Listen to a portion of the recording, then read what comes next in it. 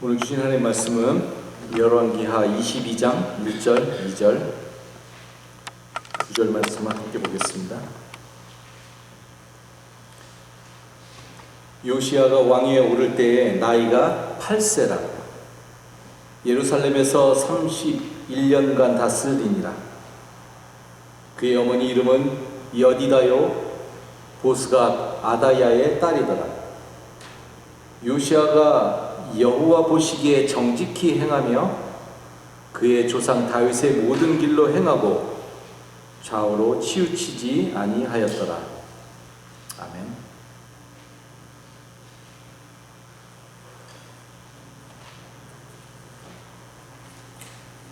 교회는 전통적으로 10월 마지막 주, 오늘 10월 마지막 주일을 종교개혁 주일로 지키고 있습니다. 종교개혁 주일은 종교개혁자 마르틴 루터가 1517년 10월 31일에 그 당시 로마 교황청을 상대로 95개 조항의 반박문을 비텐베르크 교회 정문에 붙이게 되는데 이것을 기념해서 생긴 주일입니다. 루터로 인해서 루터가 한 그 일로 인해 그 일이 도화선이 되어서 중세 시대에 종교 개혁이 일어나게 된 것이죠. 그래서 오늘은 구약 성경에 나오는 요시야 왕의 종교 개혁을 살펴보면서 오늘을 살아가는 우리들의 삶과 또 우리들의 신앙을 다시 한번 깊이 생각해보는 그런 시간을 갖고자 합니다. 하나님께서 종살이 하던 이스라엘 백성을 출애굽시키시고 그리고 가나안 땅으로 인도하셨습니다. 그런데 안타깝게도 이스라엘 백성은 그 가나안 땅에서 자신들을 인도하셨던 하나님의 뜻을 저버리고 그리고 우상을 섬기면서 하나님을 떠나게 됩니다. 예레미야서 2장 7절에 보면 내가 너희를 기름진 땅으로 인도해서 그 땅의 열매와 가장 좋은 것을 먹게 하였다.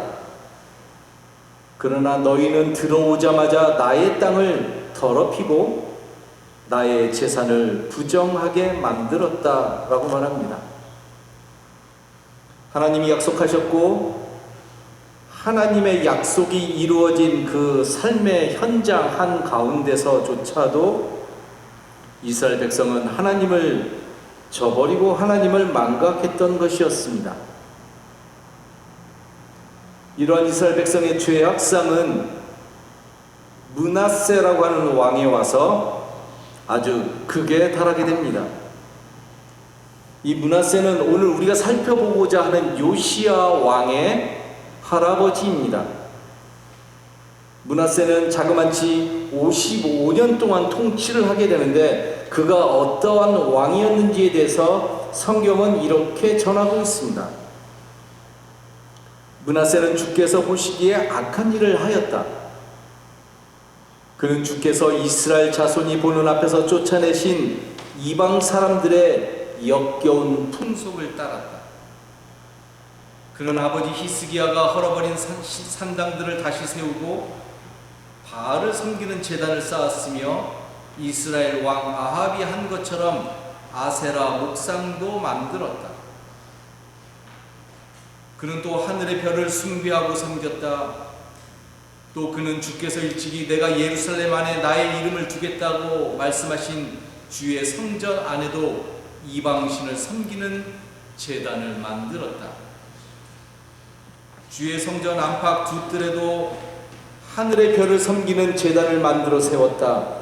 그래서 그는 자기의 아들들을 불살라 바치는 일도 하고 점쟁이를 불러 점을 치게도 하고 마술사를 시켜 마법을 부리게도 하고 악력과 귀신을 불러내어 물어보기도 하였다. 이렇게 하여 그는 주께서 보시기에 악한 일을 많이 하여 주께서 진노하시게 하였다.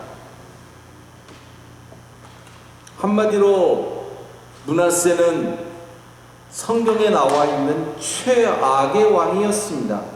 그의 죄악성이 얼마나 컸으면 성경이 이렇게까지 자세하게 그가 한 일에 대해서 기록했을까요?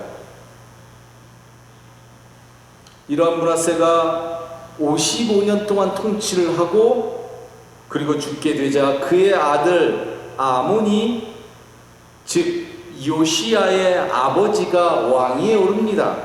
그런데 그도 역시 아버지 므낫세와 크게 다르지 않은 길을 가게 됩니다.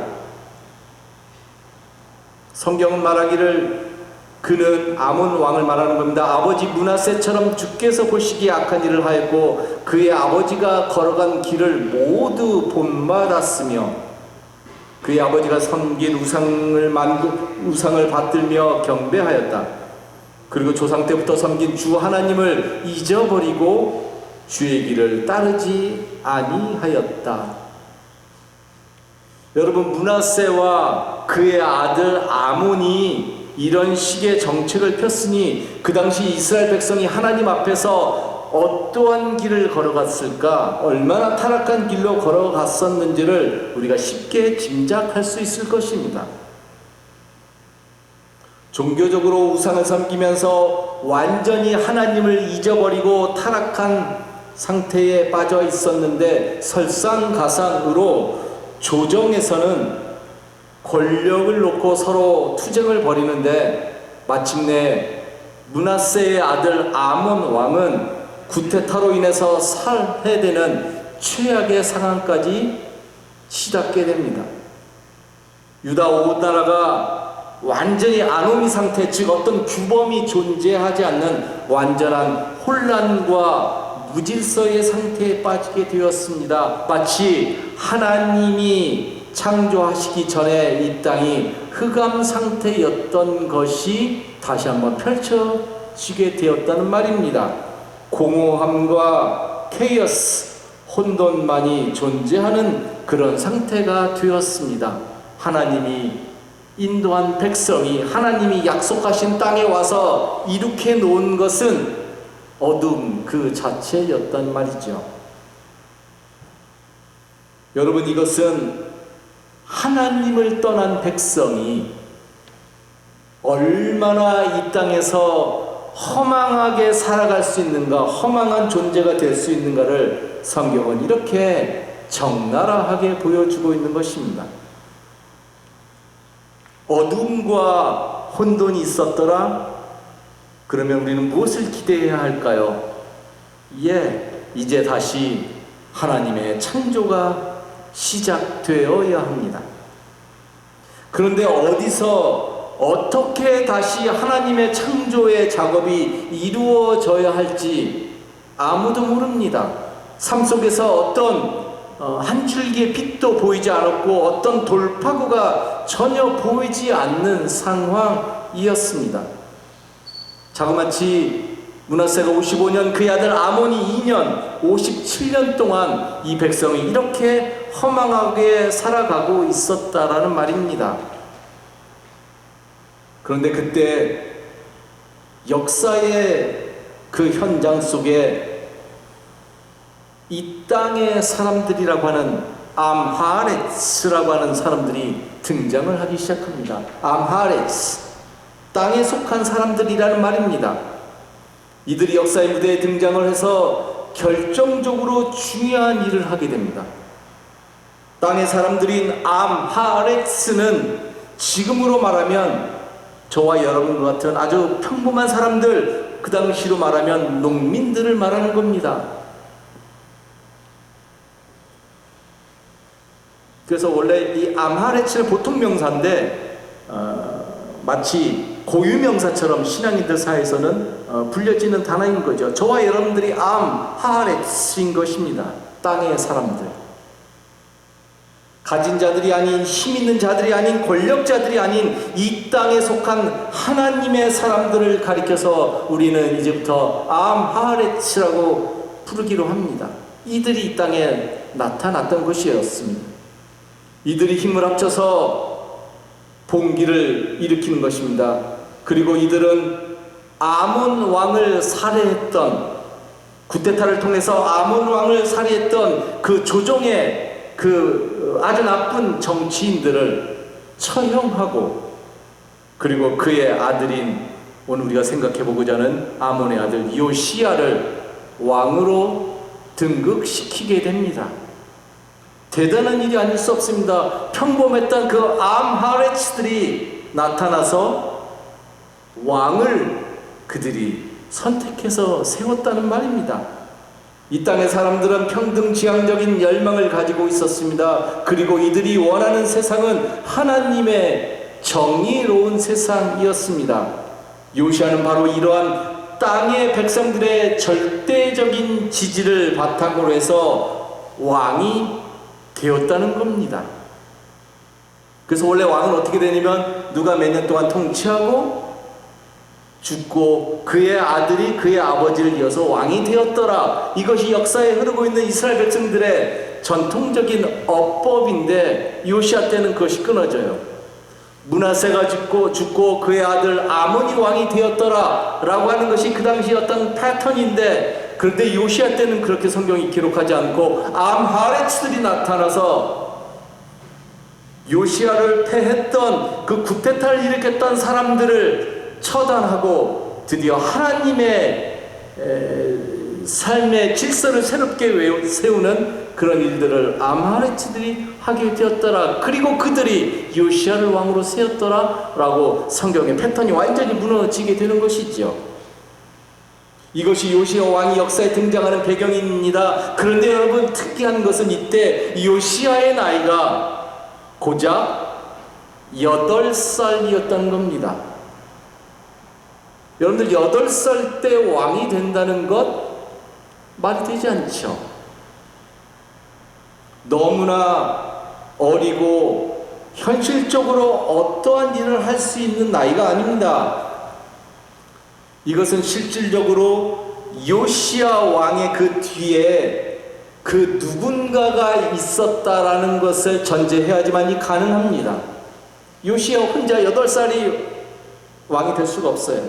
우리가 알 수 없는 전면에 나서지 않는, 그런데 어떤 중요한 세력이 요시야의 뒤에 있었다라는 것이죠. 이 사람들의 정체가 누구인지 정확하게 알 수는 없지만, 그러나 그 누군가가 요시야의 뒤에서 요시야를 지지하고 있는 것이지요. 그렇지 않으면 8살 때에 그가 왕이 된다는 것은 불가능합니다.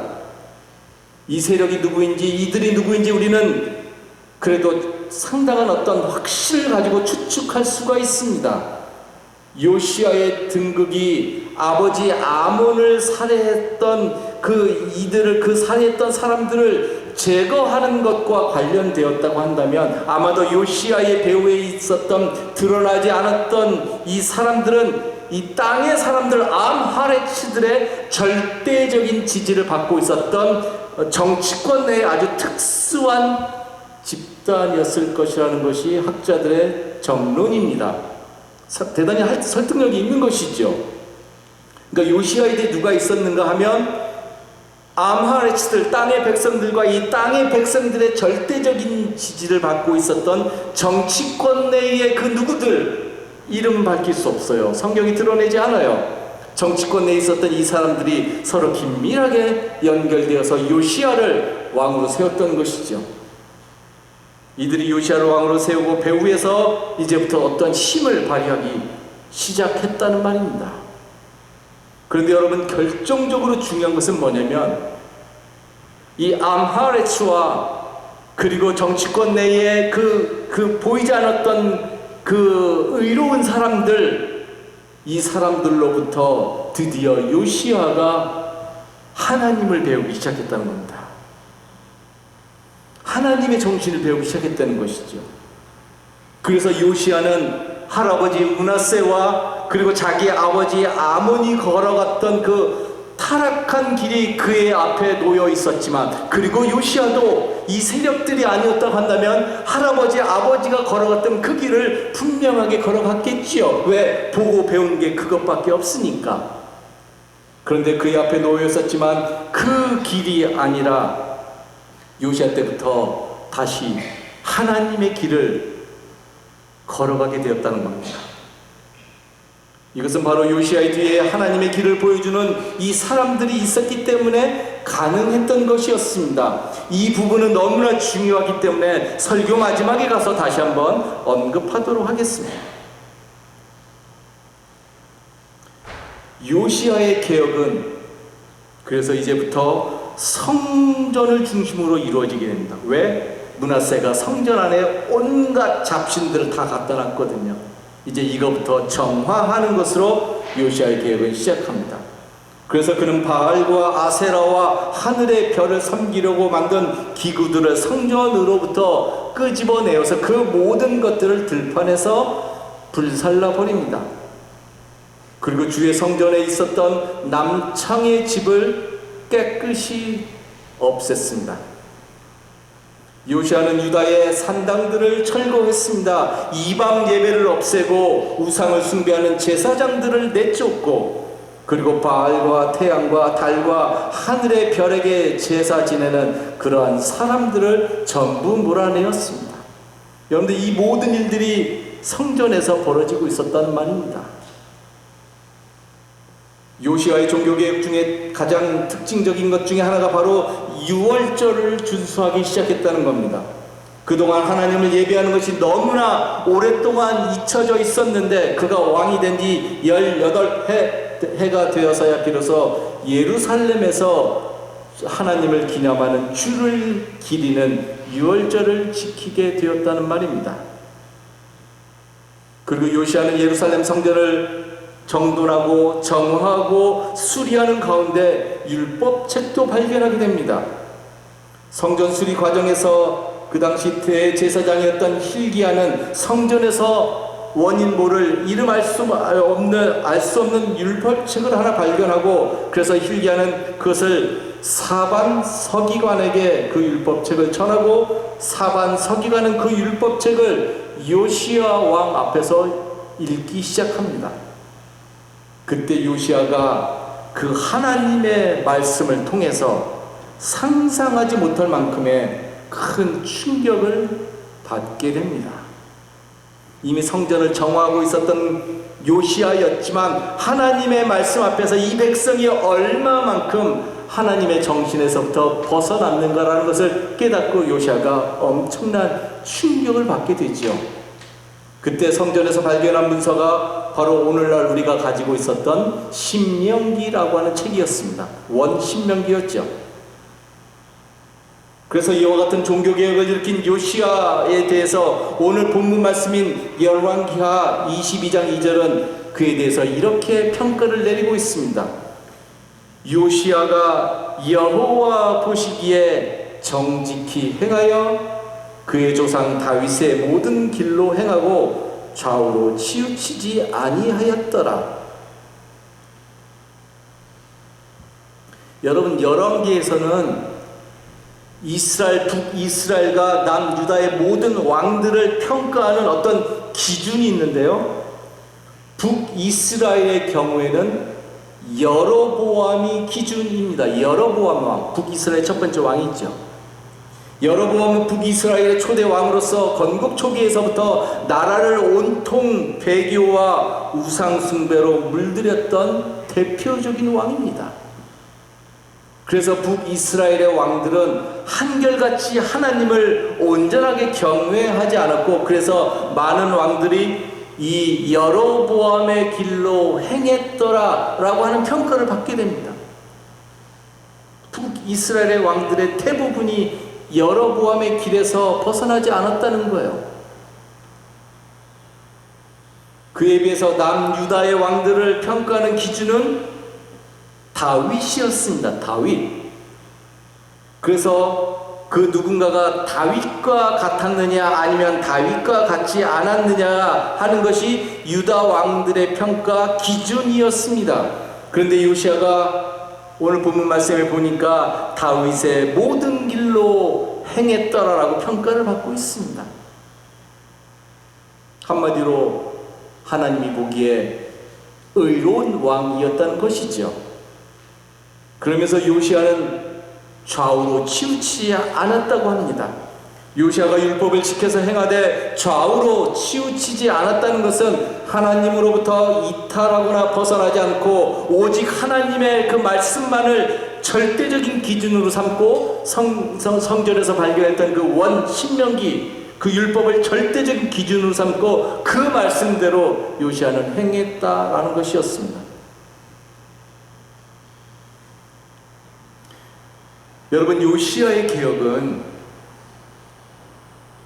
제가 지금까지 설명했듯이 요시아 개인 한 사람이 뛰어났기 때문에 된 것이 아니었습니다. 개혁은 그렇게 이루어질 수 없습니다. 그의 주변에 하나님의 사람들이 있었다는 것이 중요합니다. 요시아는 그들과 더불어서 종교개혁을 일으켰던 것이었습니다. 그의 주변에 그를 왕위에 오르게 했었던 그 땅의 사람들, 암하레츠, 이 사람들이 있었고요. 그리고 그들의 지지를 받고 그들과 밀접하게 연결되어서 하나님의 길을 깨어서 영적으로 깨어서 걸어가고 있었던 그 지배 계층의 이름할 수 없는 그 지배 계층의 사람들이 요시아의 뒤에 있었다는 말입니다. 요시아에게는 서기관 사반이 있었고요. 그에게 하나님의 말씀을 읽어주었던 서기관이 있었고, 그리고 그의 뒤에는 대제사장 hil기야가 있었습니다. 요시아는 이들 때문에 어린 나이였지만 왕위에 오를 수 있었고, 그리고 그들로부터 가장 중요한 하나님을 배워나가기 시작했고, 그리고 그가 배운 그 하나님의 정신, 그 하나님의 길을 종교개혁이라고 하는 큰 열매로 그는 나타낼 수 있었다는 말입니다. 여러분, 이게 중요합니다. 이게 너무너무 중요합니다. 즉, 내 주변에 누가 있는가라는 물음입니다. 내 주변에 누가 있는가? 여러분들의 주변에 누가 있습니까? 여기서 주변이라고 하는 것은 단순하게 어떤 이렇게 눈에 보이는 어떤 거리, 지리적인 것만을 의미하는 것은 아닙니다. 나의 삶의 환경을 포함해서 나의 정신세계에 영향을 주는 일체의 것을 말합니다. 여러분들은 어떤 책을 읽습니까? 여러분들은 유튜브에서 무엇을 보십니까? 라는 물음하고 똑같은 거예요. 내 주변에 누가 있는가?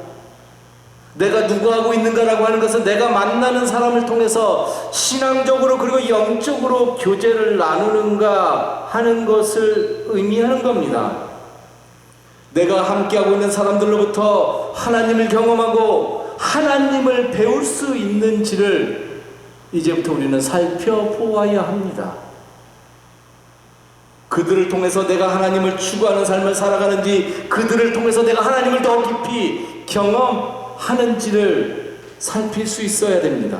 왜냐하면 우리는 이 땅에서 신실하고 그리고 건강한 신앙인으로, 허망한 신앙인이 아니라, 이기적이고 욕심부리는 신앙인이 아니라 건강한 신앙인으로 살아가야 하기 때문에 그러합니다. 여러분, 우리는 너무나 연약해서 내가 누구를 만나느냐, 나의 삶의 환경이 어떠한 곳에 있느냐에 너무나 쉽게 영향을 받는 경향이 있습니다. 예를 들어서 내 주변에 쉽게 삶에 대해서 불평을 하고, 그리고 어떤 삶에 있어서 매사에 어떤 부정적인 태도를 지니는 사람이 있다고 한다면, 우리는 그 사람의 영향 때문에 나도 모르게 삶을 부정적인 태도를 가지고 불평을 하면서 살아갈 유혹을 쉽게 받게 된다는 말입니다. 왜냐하면 우리는 남을 인정하고 남을 칭찬하고 남을 격려하고 남을 인정하는 것보다 남에 대해서 부정적으로 말하고, 그리고 언제나 장점보다는 약점을 먼저 보고자 하는 경향이 있기 때문에 그러합니다. 그래서 인간의 삶이 힘든 거죠. 우리가 그런 경향이 있다는 말입니다.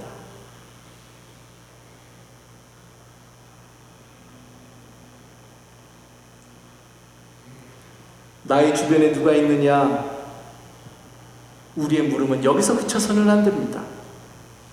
내가 누구하고 있는지도 중요하지만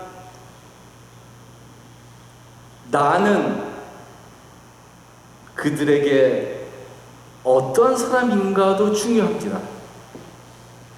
다시 말해서 내가 만나고 있는 사람들에게, 나의 주변에 있는 사람들에게 나는 하나님을 혹은 하나님의 세계를 경험하게 하는 그런 인생으로 살아가고 있는가라는 물음입니다.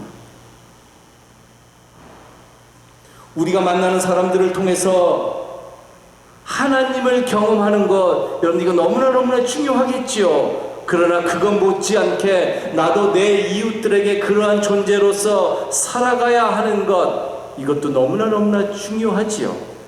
그 누군가가 나로 인해서 하나님을 경험할 수 있는가? 라는 물음이라는 말입니다. 그렇게 살아가기 위해서 우리가 무엇보다도 말씀 안에서 하나님을 경험하는 삶을 추구해야 합니다. 그래서 신앙 공동체에서는 제일 중요한 것이 여러분들 예배인 것이고요. 그리고 말씀의 선포가 중요합니다. 목회자는 언제나 말씀에 집중함으로 그 말씀의 세계에 흐르고 있는 하나님의 그 이상한 세계, 하나님의 그 신비의 세계를 매일매일 열어놓을 수 있어야 됩니다.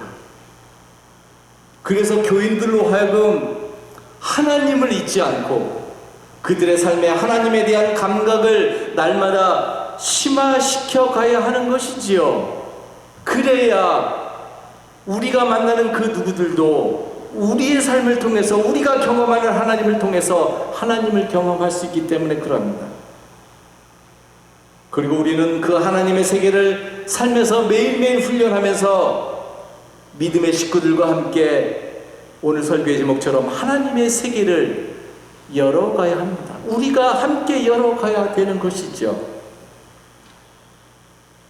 그래서 매일매일 말씀에 깊이 들어가서 그 말씀 안에서 진정으로 하나님을 경험하고 하나님의 세계를 경험하고 그 하나님을, 그 하나님의 세계를, 그 하나님의 삶의 법칙을 우리의 삶 속에서 다른 이들에게 전하고 경험하게 하는 그런 사명이 우리에게 있음을 여러분들 깨닫고요.